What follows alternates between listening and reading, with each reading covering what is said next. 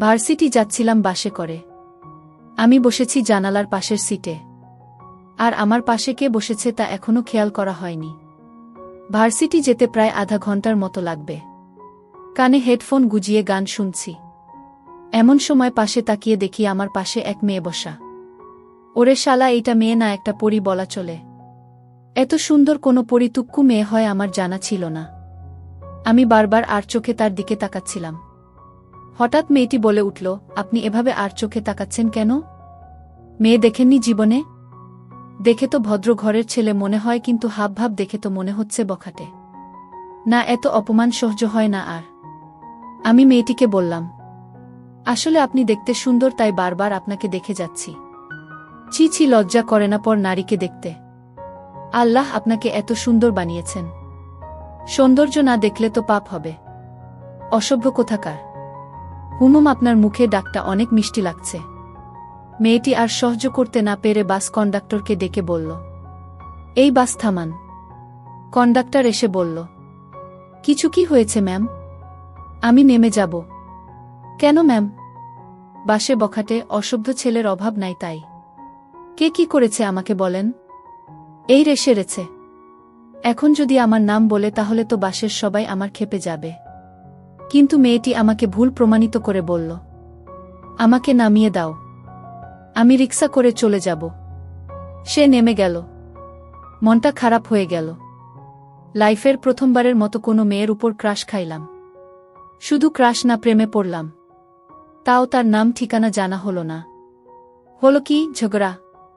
না, আমাকে ওই মেয়েটার পরিচয় জানা লাগবেই। আমি কন্ডাক্টরকে ডেকে বললাম, মামা, এখন যে মেয়েটি নেমেছে সে কি প্রতিদিনই বাসে যাতায়াত করে? জানি না ভাই, আজকেই প্রথম দেখলাম। ওহ যাক, আমি ভার্সিটি চলে আসলাম। আমি মেঘ, অনার্স লাস্ট ইয়ারের স্টুডেন্ট। মা বাবার দুইমাত্র সন্তান। আমার ছোট একটা বোন আছে, যে আমার ভালোবাসার ভাগ কারে।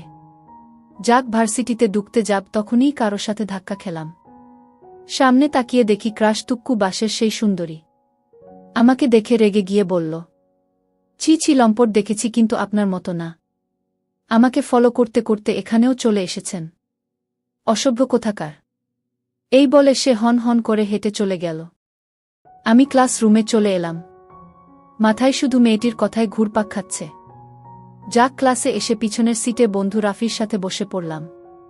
আজকে নাকি নতুন স্যার নাকি ম্যাম আসবে, তাই ক্লাসের সবাই ওনাকে ওয়েলকাম জানানোর জন্য ক্লাসরুমটাকে সাজিয়েছে।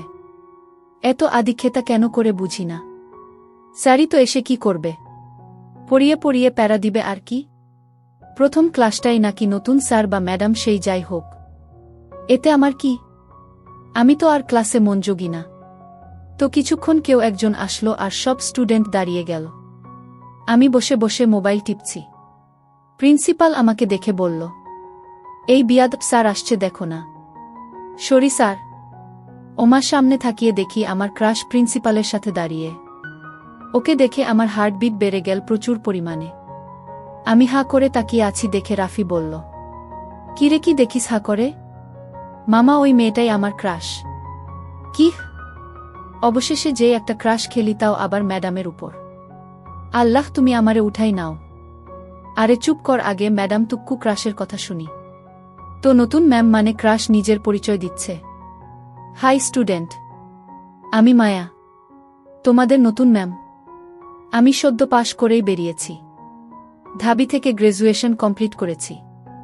ক্রাশের নামটা কিন্তু সেই মায়া। মনটাই জুড়ে যায়। আর গলার আওয়াজটা সেই রকম মিষ্টি। আমি ম্যামের দিকে হা করে তাকিয়ে আছি। ম্যাম এইটা দেখতে পেরে আমাকে বলল, এই ছেলে এদিকে আসো। ওনাকে ডাকতে দেখে আমি ভয়ে চুপসে গেলাম। আমি কাঁপতে কাঁপতে তার কাছে গেলাম।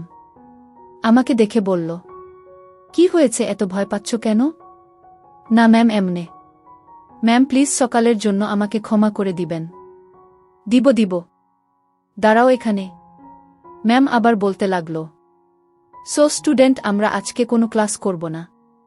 আজকে পরিচিত হব, তবে নরমালি না, একটা গেমের মাধ্যমে। সবাই খুশিতে বলতে লাগল, ওকে ম্যাম। তো গেমটা হচ্ছে, সবাই নিজেদের পরিচয়টা একটা পেজে লিখবে। আমাকে দেখে বলল, এই ছেলে নাম কি? মেঘ। মেঘ সবার থেকে কাগজটা নিয়ে আসবে। তবে কেউ সহজেই কাগজটা দিবে না। কাগজের বদলে যে কাগজ নিতে যাবে তাকে একটা করে থাপ্পড় খেতে হবে। হ্যাঁ, তোমরা চাইলে কাগজ থাপ্পড় ছাড়াও দিয়ে দিতে পারো। এইটা তোমাদের উপর নির্ভরশীল। তো সবাই লিখতে শুরু কর। কাগজ নিবে মেঘ। আমি ম্যামের দিকে তাকালাম। ম্যামের ঠোঁটে হাসি দেখতে পেলাম। তাহলে কি ম্যাম এসব ইচ্ছা করেই করছে? আমি রাগ করে বললাম, এত স্টুডেন্ট থাকতে আমি কেন কাগজ উঠাবো? তোমাকেই গেমের জন্য বেস্ট মনে হলো। কি বল সবাই? সবাই আমার দিকে তাকিয়ে বলল, ঠিক ম্যাডাম। আমি বুঝতে পারলাম আজকে আমার গালের 12টা বাজবে। সবাইরে জ্বালানোর প্রতিশোধ আজ নিবে। সবার লেখা শেষ। ম্যাম বলল, যাও এবার খাতা নিয়ে আসো। আমি প্রথমে গেলাম রাফির কাছে। সে আমাকে জোরে থাপ্পড় মেরে কাগজটা দিল। এভাবে সবাই থাপ্পড় মেরেই কাগজ দিল। এত করে বললাম ট্রিট দিব, এই দিব, সেই দিব। কিন্তু না, সবাই থাপ্পড়ের বদলেই দিবে বলল। শালা এক একটারে আমি দেখে নিব। যাক, কাগজগুলো তুলে ম্যামকে জমা দিতে গেলাম। ম্যাম কাগজ জমা নেওয়ার সময় হেসে হেসে বলল, কেমন লাগলো মেঘ সাহেব? আর কোনোদিন বাসে কোনো মেয়ের সাথে খারাপ ব্যবহার করলে এর চেয়েও খারাপ অবস্থা হবে। আমি রাগে গজগজ করতে নিজের সিটে আসলাম। এসে রাফিকেই দিলাম কয়েকটা লাগিয়ে। মায়ের খেয়ে সে বলল, দোস্ত মারিস কেন? তোর কাছ থেকে থাপ্পড় খাবো আশা করিনি। শালা, অনেকদিন তোকে মারি না, তাই হাত পরিষ্কার করে নিলাম। তাহলে আস্তে মারতে পারতি। আমি ওই শাকচুন্নি ম্যামকে দেখে নিব। ক্রাশ হয়েছে কি হয়েছে ওরে আমি বুঝাবো, সে যতই ডেবিল হোক। আমিও ফাজিলদের সর্দার। গল্প বজ্জাত ম্যাডাম। তাহলে আস্তে মারতে পারতি। আমি ওই শাকচুন্নি ম্যামকে দেখে নিব। ক্রাশ হয়েছে কি হয়েছে ওরে আমি বুঝাবো, সে যতই ডেবিল হোক। আমিও ফাজিলদের সর্দার। আমিও দেখে নিব। পরের দিন বাসে করে আসছিলাম। প্রায় 2টা স্টেশন ফেরিয়ে আসলাম। পাশে আমার বান্ধবী নীলা বসে আছে। কিন্তু ম্যাডাম এখনো বাসে উঠল না। আচ্ছা, ম্যাডাম কি প্রতিদিন একই সময় আসবে? পরের স্টেশনে বাস থামল। না, এবারও উঠেনি। মনে হয় ম্যাডামের বাড়ি এখানে না। বাস ছাড়তে শুরু করল। এমন সময় কন্ট্রাক্টর বাস আবার থামাল। আর একটা মেয়ে উঠল বাসে। কলা পাতা রঙের শাড়ি পরা। আমি হাঁ করে তাকিয়ে আছি। আরে এটা তো মায়া ম্যাডাম। মানে ওই ডেবিলটা। ওরে কিভাবে শিক্ষা দিব? ওরে দেখলেই তো মনটা ছটপট করে উঠে। যাক, মায়া উঠে আমাকে সিটে বসা দেখে একটু রাগি লুকে থাকালো। তারপরে সামনের একটা সিটে বসে গেল। সারা রাস্তায় আমি তার কথায় ভাবছিলাম। বাস থেকে নেমে ক্লাস রুমে চলে আসলাম সোজা। ক্লাসে এসে হারামি বন্ধুগুলোর সাথে আড্ডায় মেতে উঠলাম। তবে মাথায় একটা চিন্তা, ক্লাসের সবাইকে থাপ্পড় মারার শাস্তি ভোগ করতে হবে। আমি আর রাফি রুমে বসে আছি। রাফিকে কাল রাতে একটা ইঁদুর আনতে বলেছিলাম সাথে করে। হারামিটা নিয়ে এসেছে। প্রথম ক্লাস মায়া ম্যাডামের। আরে শালার প্রতিশোধ তাইলে একসাথেই নিয়ে নিতে পারব। মায়া ম্যাডাম ক্লাস শুরু করেছেন। বারবার রাগী লুক নিয়ে আমার দিকে তাকাচ্ছেন তিনি। কিন্তু আমি তো এখনো কিছু করিনি, তবে হ্যাঁ, এখন করব। আমি রাফিকে ইশারা দিয়ে ইঁদুরটা ছেড়ে দিতে বললাম। যেই ভাবা সেই কাজ। চোরের সাথে বাটপারি করা। এবার বুঝবে মজা। প্রথমে ইঁদুরটা দেখে ক্লাসের 6 প্যাক বয় রাকিব। সে ইঁদুরটাকে দেখে ভয়ে চিৎকার দেই। তারপরে বাকি ছেলে মেয়েরাও ভয় পেয়ে চিৎকার দেই। ইঁদুরটা এদিক ওদিক হাঁটাহাঁটি করছে। আস্তে আস্তে মায়া ম্যাডামের আছে গেল। মনে করেছিলাম মায়া ম্যাডাম ভয় পাবে। কিন্তু আমাকে ভুল প্রমাণিত করে দ্বিতীয়বারের মতো অবাক করে দিয়ে ম্যাডাম ইঁদুরটাকে বাইরে বের করে দিয়ে বলল, এত বড় ছেলে মেয়ে হয়ে ইঁদুরকে ভয় পাও? লজ্জা করা উচিত তোমাদের। বাই দা ওয়ে, ইঁদুরটা এখানে এলো কি করে? রাকিব দাঁড়িয়ে বলল, ম্যাম, এইটা ওই ফাজিল মেঘ এনেছে। আমি রাকিবকে বললাম, আব্বে হালা, তুই আমাকে এই ইঁদুরটা আনতে দেখেছিস? আর কিছু বলতে যাব তার আগেই মায়া ম্যাডাম রাগে গজগজ করতে করতে আমার কাছে এসে বলল, এত বড় হয়েছ, কিন্তু গান বাড়েনি। নিজেকে কি ফাজিলের সর্দার মনে করে? অনেক বড় মনে কর। যাও, ক্লাস থেকে বের হয়ে যাও। এক্ষুনি বের হয়ে যাও। কিন্তু ম্যাম। কোনো কিন্তু না। যাও, get out of my class right now. আমি বেরিয়ে আসলাম। না, এই ডেবিলটাকে শিক্ষা দিতে হবে। ক্রাশ বলে ছেড়ে দিবে না। ম্যাডাম একটিবারও জানতে চায়নি ইঁদুরটাকে ছেড়েছে। কোনো উপযুক্ত প্রমাণ ছাড়া আমাকে দোষী বানিয়ে শাস্তি দিল। না, প্রথমে ওই রাকিবকে শাস্তি দিতে হবে, তারপর ম্যাডামকে। পাইছি। ক্লাস শেষে সবাই বেরুচ্ছে। এমন সময় আমি গিয়ে রাকিবকে জড়িয়ে ধরে বললাম, দোস্ত সরি। কিন্তু কেন এমনে? রাকিব হাঁটতে শুরু করল। সবাই তাকে দেখে হাসছে। তার পিঠে একটা কাগজ লাগানো, কাগজে লেখা আছে, সে একটা গাধা। এইটা পরে সবাই হাসছে। রাকিব এদিক ওদিক তাকাচ্ছে, বারবার তার প্যান্ট আর শার্টের দিকে তাকাচ্ছে। হঠাৎ করে পিছন থেকে তার এক বন্ধুকে সে জিজ্ঞেস করল, কি রে, সবাই আমাকে দেখে হাসছে কেন? তোর পিছনে লেখা কাগজটা পড়ে হাসছে। কি কাগজ? ওই বন্ধুটা কাগজটি নিয়ে রাকিবকে দেখালো। রাকিব কাগজটা পড়ে রেগে গিয়ে আমার কাছে আসলো। আমাকে এসে বলল, শালা, তোকে আমি ছাড়ব না। আজকে তোকে জানে মারব, আমাকে ধরতে পারলে তবে তো। এই বলে দিলাম দৌড়। রাকিব আমার পিছন পিছন দৌড়াচ্ছে। হঠাৎ করে কারো সাথে ধাক্কা খেলাম। ধাক্কার জোর সামলাতে না পেরে পড়ে গেলাম। আমি তাড়াতাড়ি উঠে বললাম, কিরে, চোখ নাই? এইটা বলে মানুষটির দিকে তাকালাম। শালার আজকের দিনটাই খারাপ। এইটা যে মায়া ম্যাডাম। আমি ম্যাডামকে বললাম, সরি ম্যাডাম, আমি আসি। এই বলে দৌড় দিতে যাব। তখনই ম্যাডাম বলল, ভদ্রতা বলতে কিছু শিখোনি, তাই না? একটা মানুষ মাটিতে পড়ে গেলে যে তাকে হাত বাড়িয়ে দিয়ে তুলতে হয় এইটাও জানো না। Sorry ma'am. আমি হাতটা বাড়িয়ে দিলাম। ম্যাডাম আমার হাতটা ধরে উঠল। এই প্রথম কোনো মেয়ের হাতের স্পর্শ পেলাম। কি নরম আর স্ফট হাত ম্যাডামের। আমি তাকে উঠিয়ে চলে যাচ্ছিলাম। এমন সময় ম্যাডাম বলল, ফাজলামি ছেড়ে দাও। এখন থেকে ফাজলামি করতে পারবে না। আমি ফাজলামি ছাড়ব না। আপনি দেবিলগিরি ছেড়ে দেন। কি বললে তুমি? এইরে মুখ ফসকে বেরিয়ে গেছে। মেঘ, তুই ভাগ, না হলে তোর কপালে দুঃখ আছে। আমি এক দৌড় দিলাম। একেবারে বাসায় চলে আসলাম। বাসায় এসে আম্মুকে বললাম, আম্মু, তোমার পেতনিটা কোথায়? সে এখনো কলেজে। এতক্ষণ কি করছে? ক্লাস আছে নাকি? যা, ওকে নিয়ে আয় বাবা। আচ্ছা, যাচ্ছি। আমি বাইকটা নিয়ে কলেজের সামনে গেলাম। ক্যাম্পাসে যাওয়ার সময় বাইক নিয়ে যাই না, কারণ বাসে করে যাওয়ার মজাই আলাদা। আর এখন তো আরও মজা। আমি বিগত 10 মিনিটের উপর দাঁড়িয়ে আছি, কিন্তু পেতনিটার আসার নাম গন্ধ নেই। ওই তো বের হয়েছে জান্নাত। ও হ্যাঁ, জান্নাত আমার বোন। এবার ইন্টার ফার্স্ট ইয়ারে পড়ে। জান্নাতের সাথে তার বান্ধবী মুস্কানকেও দেখতে পাচ্ছি। জান্নাত আমাকে দেখে বলল, সূর্য আজকে কোন দিকে উঠেছে? মহারাজ কি মনে করে আমাকে নিতে এসেছে? গল্প বজ্জাত ম্যাডাম। জান্নাত আমাকে দেখে বলল, সূর্য আজকে কোন দিকে উঠেছে? মহারাজ কি মনে করে আমাকে নিতে এসেছে? তোর মতো পেতনিকে কে নিতে আসবে? মা বলছে তাই আসছি। কি হামি পেতনি? কুত্তা।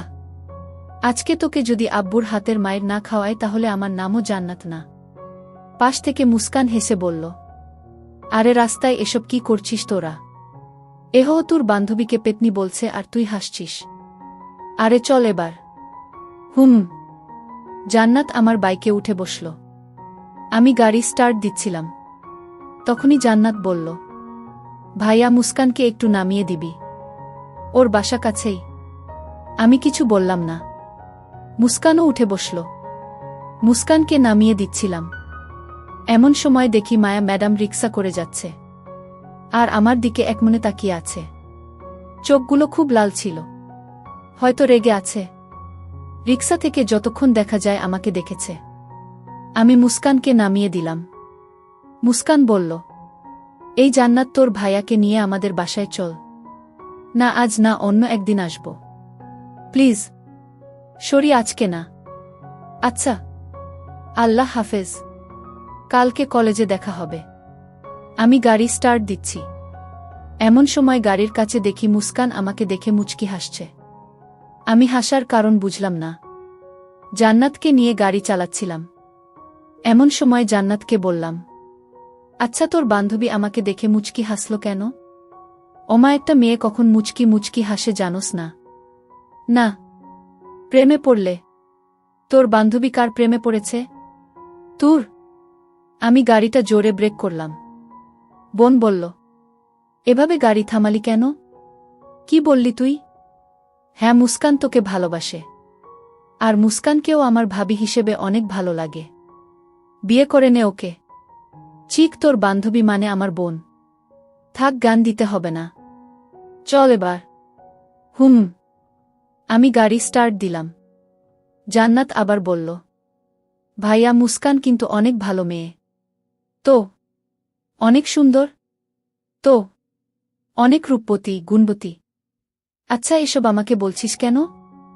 ওর সাথে প্রেম করার জন্য? থামবি এবার নাকি থাপ্পড় খাবি? প্রেম কর ওর সাথে, বিয়ে আমি দিব। জান্নাত বেশি বাড়াবাড়ি হয়ে যাচ্ছে। আমি কি? কিছু না। আচ্ছা। জান্নাতকে বাসায় পৌঁছে দিয়ে আমি রুমে চলে এলাম। হঠাৎ করে একটা অচেনা নাম্বার থেকে কল আসলো। প্রথমে রিসিভ করলাম না। অচেনা নাম্বার বলে। পরপর আরও কয়েকবার কল দিল। বিরক্ত হয়ে ফোনটা ধরে বললাম, কি সমস্যা, কি? বারবার কল দিচ্ছেন কেন? ওপাশ থেকে মেয়েলি কণ্ঠে বলল, কুত্তা, তোর সাহস তো কম না। গাড়িতে মেয়ে নিয়ে ঘোরাঘুরি করিস। এবার বিরক্তিবোধটা আরও বেড়ে গেল। আমি মেয়েটিকে বললাম, আপনি কে? আর আমি মেয়ে নিয়ে ঘুরব কি ঘুরব না এটা আমার বিষয়? ওই কুত্তা, তোর হাত পা ভেঙে আমি পঙ্গু করে দিব। লুচ্ছামি করা বন্ধ কর। আপনি কে? শালা, আমি তোর হবু বউ। আপনি আপনার লিমিট ক্রস করছেন। চুপ কর কুত্তা। লিমিট তুই ক্রস করেছিস। আজকের পর যদি আর কোনোদিন কোনো মেয়েকে তোর বাইকের পিছনে বসা দেখি তাহলে তোর খবর আছে। আরে মনে হয় পাবনা থেকে ছাড়া পেয়েছেন, দেরি হচ্ছে না। কি যা তা বলছেন? কে আপনি? আর আমি 100 বার মেয়ে নিয়ে ঘুরব, এতে আপনার কি? শালা লুইচ্ছা, তোরে ভালোবাসি। ভালোবাসি বলে এতক্ষণ সহ্য করে আছি, না হলে হাত পা ভেঙে দিতাম। আরে যান, দেখি কি করতে পারেন। তুই কিন্তু আমার রাগ বাড়িয়ে দিচ্ছিস। আরে রাখেন। এই বলে ফোনটা কেটে দিলাম। আরে চিনি না, জানি না। কল দিয়ে হুমকি দেই, আবার বলে ভালোবাসি। এইটা কোন ধরনের ভালোবাসা? আমি ফ্রেশ হয়ে এসে একটা ঘুম দিলাম। ঘুম থেকে উঠে বাইরে যাই আড্ডা দিতে। বন্ধুম হলে গিয়ে দেখি রাফি, রাহাত, সিয়াম সবাই এসেছে। আমাকে দেখে রাহাত বলল, আরে মায়া ম্যাডামের জামাই আসছে, দেখ দেখ সবাই। পাশ থেকে সিয়াম বলল, শালা তো ম্যাডাম বিয়ে করবে, তাহলে আমরা কি? আমি তাদের বললাম, আব্বে হালারা, তোদের ভাবিকে নিয়ে ভদ্রতার সাথে কথা বল। তোদের ফিউচার ভাবি সে? রাফি বলল, কইছে তোরে? তোরে দেখলে ম্যাডামের গাজ বলে, আর তোরে করবে বিয়ে? আরে দোস্ত, এইটা হচ্ছে ভালোবাসার প্রথম ধাপ। এবার বল আমার হেল্প করতে পারবি কি না? কি হেল্প? ম্যাডামের বিষয়ে সব ডিটেলস এনে দে। দোস্ত, মায়া ম্যাডাম খুব সিধে সাধা, মাত্র পড়ালেখা শেষ করছে। কয় থাকে তুই জানিস? মায়ার বাসায় তার মা বাবা আর একটা ছোট বোন আছে। ছোট বোনটা এখন কলেজে পড়ে। কোনো কলেজে জানা নেই। বাবা রিটায়ার্ড আর্মি অফিসার, মা গৃহিণী। আর মায়ের ফেসবুক আইডি হচ্ছে অস্পর্শী মায়া। ম্যাডামের সম্পর্কে আর কিছু জানি না। আব্বে হালা, এত ডিটেইলস কিভাবে জানলি? শালা, জীবনে প্রথমবার ক্রাশ খাইলি? আর বন্ধু হয়ে বন্ধুর ক্রাশের ডিটেইলস রাখবো না, এটা কি হয়? দোস্ত, তোরা সেরা। থাক পাম না দিয়ে, এবার রেস্টুরেন্টে চল। আমার পকেট খালি। তোর পকেট খালি হলেও আরও খালি করব, চল এবার। আমি ফ্রেশ হতে আসলাম। মুস্কান মেয়েটাকে সুবিধার মনে হচ্ছে না। জান্নাতের সাথে কথা বলে ক্লিয়ার করতে হবে। আমি ফ্রেশ হয়ে ওয়াশরুম থেকে বের হয়ে দেখি মুস্কান আমার রুমে। ওকে দেখে ঘাবড়ে গেলাম। আমি ওকে জিজ্ঞেস করলাম, কি চাই? কিছু না, একটু রুমটা দেখছিলাম। দরকার নাই, যাও নিচে যাও। মুস্কান চলে গেল। আমি নিচে গিয়ে খাবার খেয়ে রুমে এসে ঘুম দিলাম। ঘুম থেকে উঠে দেখি জান্নাত আমার পাশে বসে আছে। আমি ওকে দেখে বললাম, কি হয়েছে? মুস্কানের চিঠিটার জবাব কি? কোনো চিঠি? ন্যাকামো করবি না। কোনো চিঠির কথা বলছিস? আরে মুস্কান যেটা বালিশের নিচে রেখেছিল। আমি বালিশের নিচে হাত দিয়ে দেখি একটা কাগজ। কাগজটা খুললাম। কাগজে লেখা আছে, প্রিয় মেঘ, প্রথম দেখায় তোমার প্রেমে পড়েছি। তোমাকে অনেক ভালোবাসি। প্লিজ আমার ভালোবাসা গ্রহণ করো। চিঠিটা পড়ে মাথা খারাপ হয়ে গেল। জান্নাত জিজ্ঞেস করল, কি লেখা আছে ভাইয়া? আর তোর উত্তর কি? থাস, তোকে মানা করছিলাম ওই মেয়েটাকে প্রশ্রয় না দেওয়ার জন্য। কিন্তু তুই। আর আমি ওকে ভালোবাসি না। আমি অন্য কাউকে ভালোবাসি। জান্নাত কিছু না বলে চলে গেল।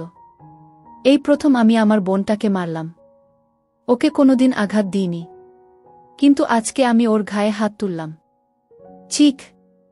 আমি জান্নাতের রুমে গেলাম। সে লাইট অফ করে শুয়ে আছে। আমি শিউর সে কাঁদছে। আমি লাইট অন করে তার পাশে গিয়ে বসে বললাম, সরি বোন, আমি ভুলে থাপ্পড় মেরে দিছি। সরি, মাফ করে দে আমাকে। কাঁদিস না বোন, প্লিজ। তোর কান্না সহ্য করতে পারি না আমি। জান্নাত কাঁদতে কাঁদতে বলল, আমি অনেক খারাপ তাই না ভাইয়া? না বোন, তুই সবার থেকে বেস্ট। সরি। না ভাইয়া, আমি সরি। আমি একটু বেশিই করে ফেলেছি। না বোন, কিন্তু আমি অন্য কাউকে ভালোবাসি যে। কে সে ভাইয়া?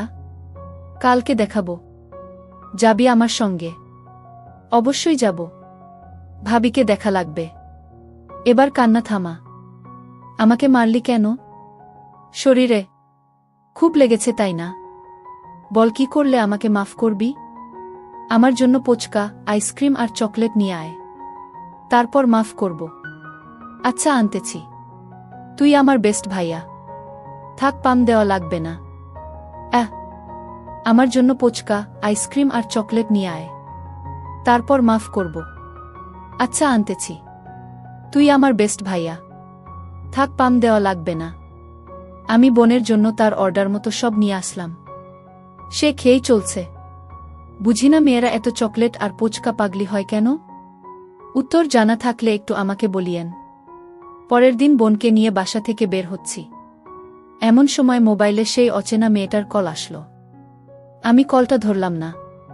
সাথে সাথে মেসেজ আসলো, কুত্তা কল ধর। এইটা মেয়ে নাকি কি? কথায় কথায় শুধু রেগে যায়। চিনি না, জানি না, শুধু শুধু আমাকে ডিস্টার্ব করেই যাচ্ছে। আবার কল আসলো। আমি কলটা ধরে বিরক্তির স্বরে বললাম, আপনার কি সমস্যা? আমাকে বারবার কল দেন কেন? আপনার পরিচয় দেন, না হলে আমি কল কেটে দিচ্ছি।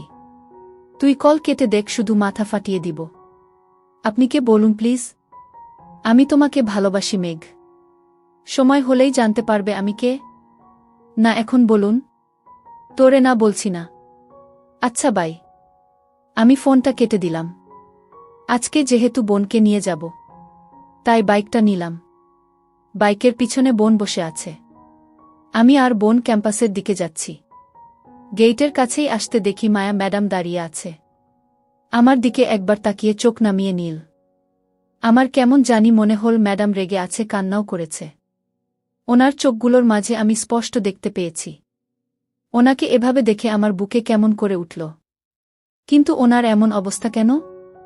আমি বোনকে গাড়ি থেকে নামিয়ে গাড়ি পার্ক করে আসলাম। গাড়ি পার্ক করে বোনকে নিয়ে রেস্টুরেন্টে বসলাম।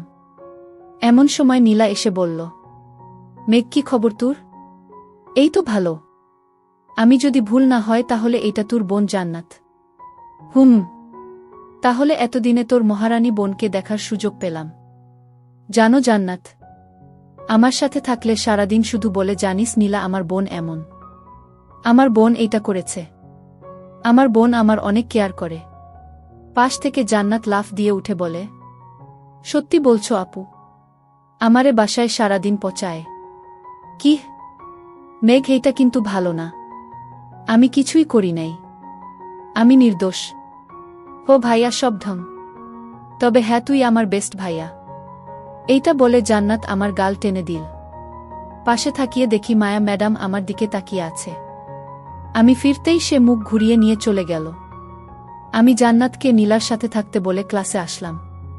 প্রথম ক্লাস করতে হবে অবশ্যই, কারণ হাজার হলেও ভালোবাসার মানুষটির ক্লাস। তো ক্লাসের সামনে এসে ম্যাডামকে বলি, ম্যাম আসতে পারে? আরে মেঘ সাহেব যে। আসেন আসেন। বুঝলাম না ম্যাডাম এত ভালো মুডে কেন? না, লক্ষণ ভালো ঠিকছে না। ম্যাডাম হুট করে বলল, স্টুডেন্ট, আজকে আমরা একটা টেস্ট নিব তোমাদের। আমি টেস্টের কথা শুনে ঢুক গিলতে লাগলাম। আমি শিওর ম্যাডাম কালকের ঘটনাটির প্রতিশোধ নিবে। ম্যাম টেস্ট নেওয়া শুরু করল। প্রথমে ম্যাডামের খপ্পরে পড়ল রাফি। সে কিভাবে জানি পাশ করে গেল। আরও কয়েকজন পরে আসলো আমার পালা। ম্যাম আমাকে এমন একটা প্রশ্ন করল যার উত্তর আমি কেন ম্যাডাম হয়তো স্বয়ং জানেন না। আমি পারবো না দেখে ম্যাডাম বলে উঠল, সারাদিন তো বাইকে করে মেয়ে নিয়ে ঘোরাঘুরি কর। আজকে একটা, কালকে আরেকটাকে নিয়ে, কিন্তু পড়ালেখায় একদম জিরো। এত বড় হয়েছ, এখনো কি নিজের ক্যারিয়ারে ফোকাস করবে না? যত সব। ম্যাডামের এমন কথায় রাগ উঠে গেল। নিজেকে কন্ট্রোল করতে না পেরে রুম থেকে বের হয়ে গেলাম। রাফি কয়েকবার ডেকেও থামাতে পারেনি। কিছু না জেনে ম্যাডাম এটা বলবে আমি তা আশা করিনি। বাইকের পিছনের মেয়েটা যে আমার বোন। না, ওনাকে এবার দেখাতে হবে ফাজিল কিং মেঘ কি করতে পারে। আমাকে এভাবে বেরিয়ে যেতে দেখে পুরো ক্লাস স্তব্ধ। সবাই জানে আমি কেমন। ফাজলামও সারাদিন করলেও মেয়েদের সাথে কোনোদিন সম্পর্কে আমি জড়াইনি। ক্লাস শেষে মায়া ম্যাডাম যখন বের হতে যাবে তখনই রাফি ম্যামকে ডেকে বলল, ম্যাম। হুম বল। নিজের বন্ধুর হয়ে সাফাই দিতে আসবে না? GB ma'am. সাফাই অবশ্যই দিব। আপনি যে আমার বন্ধুকে বললেন বাইকে করে সে মেয়ে ঘুরাই, একটা ছেড়ে আরেকটা ধরে। জানেন বাইকে বসা মেয়েটাকে? কে আবার ওর নতুন প্রেমিকা আর কি? জিবি না, ওর বোন জান্নাত। মেঘের বাইকের পিছনের সিট শুধু ওর বোনের জন্যই রিজার্ভ। এমনকি আমাকেও বসতে দেই না। কেউ ওর বাইকের পিছনের সিটে বসতে চাইবে বলে সে বাইক নিয়ে ভার্সিটি আসে না। আর আপনি সেই ভাই বোনের সম্পর্ক নিয়ে কথা বললেন। আর হ্যাঁ, পুরো ক্যাম্পাসে জিজ্ঞেস করে দেখবেন আজ পর্যন্ত আমার বন্ধু মেঘ কোনো মেয়ের দিকে তাকিয়েছে কিংবা প্রপোজাল দিচ্ছে কিনা। আসি ম্যাডাম।